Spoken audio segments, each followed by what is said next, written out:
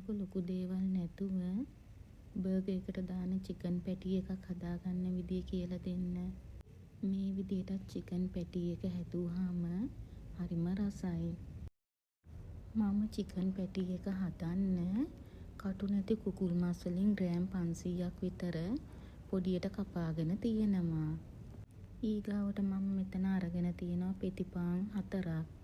Chicken පැටි එකට දාන්න මම ලොකු ලූණු ගෙඩියක් කපාගෙන තියෙනවා. සුදු ලූණු, ඉඟුරු, කරපිංචා, කොච්චි ටිකකුත් එකතු කරලා තියෙනවා. ඔයාලට කොච්චි වෙනුවට අමු මිරිස් උනත් පාවිච්චි කරන්න පුළුවන්. දැන් මම මේ පෙති පාන් ටික පොඩි කෑලි වලට කඩාගෙන මේ විදියට බ්ලෙන්ඩර් කප් එකට දාලා කුඩු කරගන්නවා.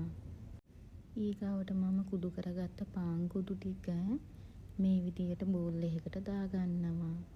ඔයාලට පේනව නේද මේ පාන් ටික කුඩු වෙලා තියෙන විදිය. ඊගාවට මම කපාගත්ත ලූණු, සුදු ලූණු, ඉඟුරු, කොච්චි, කරපිංචා ටික ඒ කප් එකටම දාලා බ්ලෙන්ඩ් කරගන්නවා. මේ කප් එකේ බ්ලෙන්ඩ් වෙනවා මදි නිසා පස්සේ මම බ්ලෙන්ඩර් කප් එක මාරු කරලා පොඩි කප් එකට දාලා බ්ලෙන්ඩ් කරගත්තා. ඔයාලට පේනව නේද මේක පේස්ට් එකක් වගේ තියෙන විදිය. මෙන්න මේ ගානට එනකම් බ්ලෙන්ඩ් කරගන්න ඕන. ඊගාවට මම බ්ලෙන්ඩර් කප් එකට චිකන් ටිකක් දාලා බ්ලෙන්ඩ් කරගන්නවා.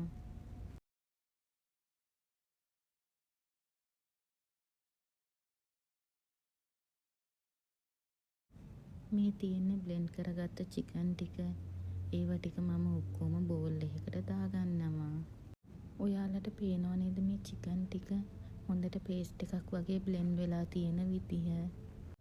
දැන් මම චිකන් දාපු බෝල් එකට තමන්ගේ රස අනුව ලුණු, තමන්ගේ සැර අනුව මිරිස් කුඩු, ගම් මිරිස් කුඩු ඒකට එකතු කරගන්නවා. ඊගාවට මම ඒකට කහ කුඩු ටිකකුත් එකතු කරලා මේ ඔක්කොම ටික කවලම් කරගන්නවා. ඊගාවට මම ඒකටම බ්ලෙන්ඩ් කරගත්ත ලූණු, කරපිංචා දාපු පේස්ට් එකත් එකතු කරලා හොඳට කවලම් කරගන්නවා. ඔයාලට තමන්ගේ සැර අනුව මිරිස් කුඩු, ගම් මිරිස් කුඩු ඕන නම් වැඩි කරගන්නත් පුළුවන්.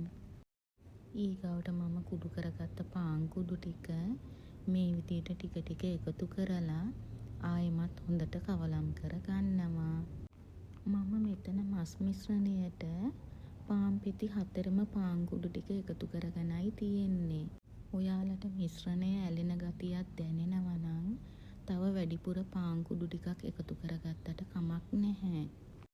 ඊගාවට මම අන්තිමටම දෙහි ඇඹුල් චුට්ටකුත් එකතු කරලා ආයෙමත් කවලම් කරගන්නවා. ඔයාලට පේනව නේද අන්තිමට මේ බලන්න පැටි එකේ මිශ්‍රණය හොඳට ඝනට තියෙන විදිය. ඊගාවට මම දැන් පෑන් එකක් ලිපේ තියලා තෙල් ටිකක් වැඩිපුර මේ විදියට පෑන් එකේ ගා ගන්නවා. දැන් මම හදාගත්ත මස් මිශ්‍රණය මේ විදියට පොඩි ප්‍රමාණයක් අරගෙන අතට අරගෙන බෝල කරලා මේ විදියට අල්ල මැද්දේ තියලා තුනී කරලා රවුමට හදා ගන්නවා. ඔයාලට පේනව නේද මේ මිශ්‍රණය මගේ අතේ උනත් ඇලවෙන්නේ නැහැ. මම අත් දෙකේ පොල් තෙල්වත් ගාගෙන නැහැ. Taman කැමති සයිස් එකකට මේ විදියට අතේ තියලා රවුම් කරලා හදා ගන්නයි තියෙන්නේ.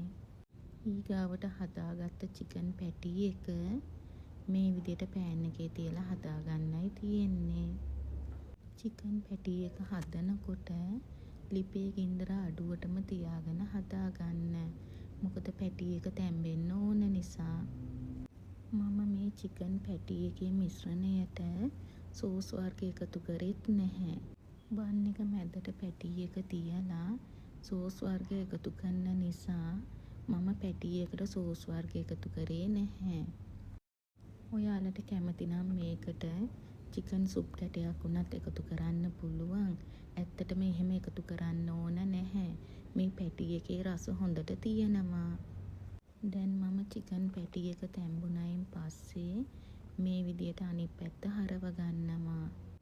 ඔය විදියට චිකන් පැටි එක තැම්බෙනකන් මේ විදියට දෙපැත්ත දාලා හදා ගන්නයි තියෙන්නේ.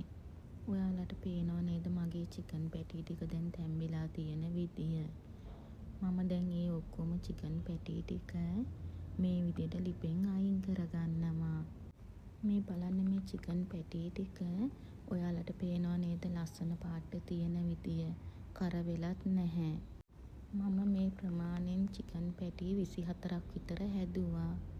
මේ විදියට චිකන් පැටි ටිකක් හදලා තියාගත්තාම අපිට බොක්ස් එකකට දාලා ෆ්‍රිජ් එකේ පහළ කොටසේ දාලා තියාගන්නත් පුළුවන්. පොඩි අය කැමති වෙලාවට කඩෙන් බන් එකක් උනක් ගෙනල්ලා මේ පැටි එකක් මැදට දාලා රසට හදාලා දෙන්නත් පුළුවන්. එන්නකො මම හදපු චිකන් පැටි එකක් ඔයාලට කඩලත් පෙන්නන්න. මේ බලන්න හොඳට තැම්බිලා තියෙන විදිය. ඒ වගේම මේ පැටි එක හරිම රසත්. එහෙනම් ඉවර තියෙන වෙලාවක එමෙහිට වීඩියෝ එක බලන්නකෝ. එහෙනම් මගේ වීඩියෝ එක බලපු ඔයාලට ගොඩාක් ස්තුතියි.